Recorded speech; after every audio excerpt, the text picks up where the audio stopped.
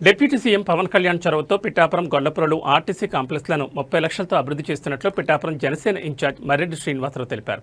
పట్టణంలోని ఆర్టీసీ కాంప్లెక్స్లో 100 సంవత్సరాల క్రితం నిర్మించిన భవనాలను ఆధునీకరించిన ఏర్పాటు చేసిన శుభమస్తు ఫంక్షన్ హాల్ ప్రారంభోత్సవ కార్యక్రమం జరిగింది. ఈ ప్రారంభోత్సవ కార్యక్రమానికి నియోజకవర్గ జనసేన ఇన్ఛార్జ్ మర్రెడ్డి శ్రీనివాసరావు ముఖ్య అతిథిగా హాజరై రిబ్బన్ కట్ చేసి ఫంక్షన్ హాల్ను ప్రారంభించారు. ఈ సందర్భంగా ఫంక్షన్ హాల్ నిర్వాహకులు శ్రీనివాస్, జనసేన ఇన్ఛార్జ్ శ్రీనివాసరావును ఘనంగా సత్కరించారు. ఈ సందర్భంగా మర్రెడ్డి శ్రీనివాస్ మీడియాతో మాట్లాడారు.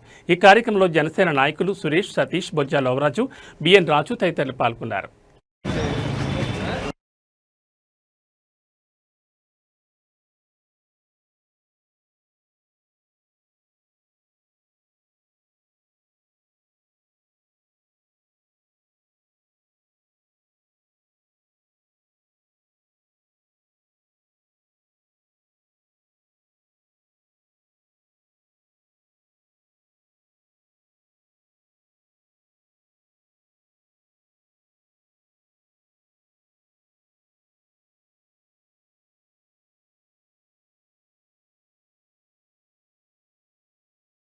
ఈవేళ పిఠాపురం ఆర్టీసీ బస్ కాంప్లెక్స్ ఆవరణలో 2 మినీ కళ్యాణ మండపాలు అందుబాటులోకి వచ్చినాయి.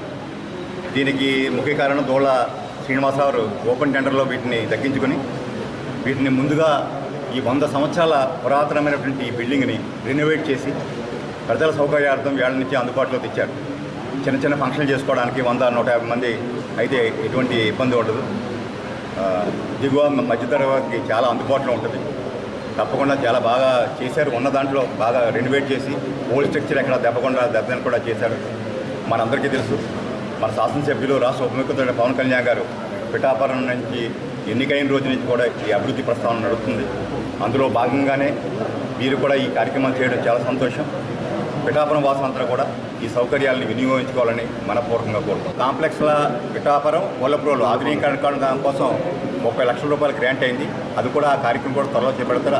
అది కాకుండా మరీ ముఖ్యంగా రేపు సాయంత్రం ఈ పిఠాపురం బస్టాండ్లోనే ఫ్రీ స్త్రీలకు సంబంధించి స్టేట్ గవర్నమెంట్ చాలా ప్రతిష్టాత్మక